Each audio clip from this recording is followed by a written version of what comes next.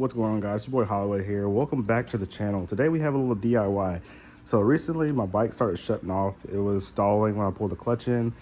It's because I have to delete my charcoal canister, and I'm going to show you guys how to do that today. So the parts you're going to be needing, you're going to need these little fuel injector hose clamps. I hope these are the right size. These are like the smallest ones they had, I believe. Here's like a little size reference. You're going to need some of these Y connectors from a auto parts store, and then these assorted screws. I believe these are the right screws. If not, I got a one size bigger, but I believe these are going to be okay, and this is going to help cinch it down if that's not the right size. So first thing you got to do is take off your bottom fairing. You might have to take off the top, but let me open up the bike and let me see what we got. All right, boys and girls, so you only had to take off the bottom piece of your fairing to get to your charcoal canister right here. So obviously this little latch right here is holding it in place, so you obviously need to pop that off real quick. Well, I might need two hands. Oh, I thought I was a pro. Oh no. My dominant hand, maybe. All right, I'll be right back. Okay, so you got this little strap off now. This will just pull right out like so. Well, clear some of these wires. Oh, this wire is fed in between that, so you obviously need to take that off.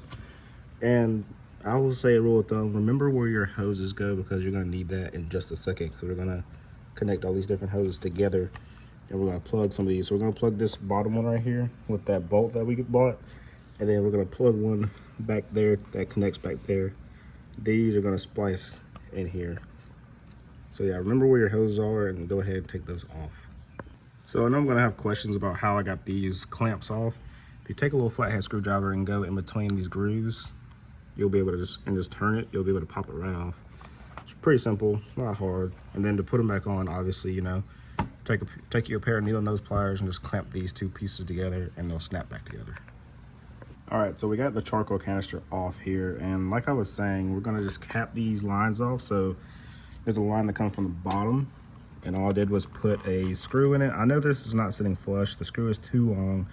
So this is the screws that I was told to get that will fit in here. So this hose is just a little bit too big for this screw, so it just fell right out. So luckily I bought a size up, got an M8, and the M8 fits, but it's not going to fit all the way down in there because of the elbow.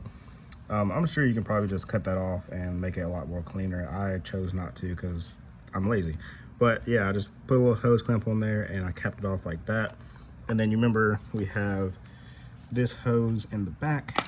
Once you get that off, this is what it's going to look like. And I actually was able to fit an M6 in there, and then I used a auto parts hose clamp and clamped that off and just tucked it behind there.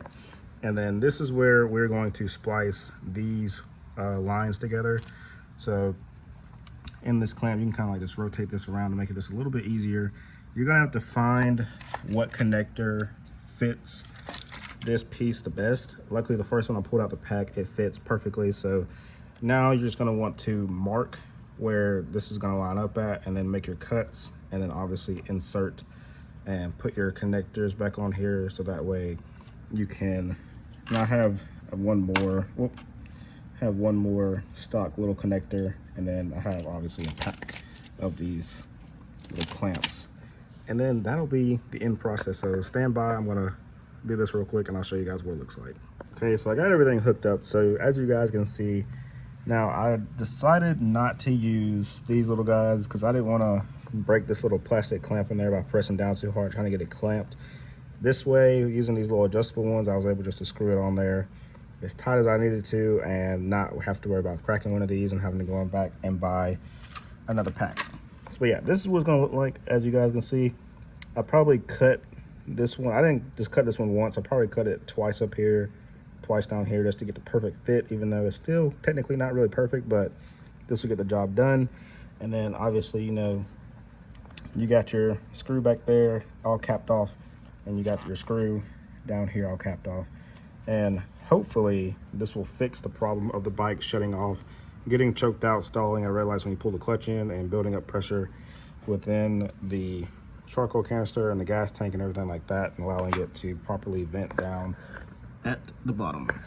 So if you guys enjoyed that video, give it a thumbs up, comment down below if you guys have any questions. Yes, I can link all these parts down in the comment section. And don't forget, wear your gear, ride safe, don't get caught in the rain, keep chasing greatness, and I'll catch you guys next video. Peace.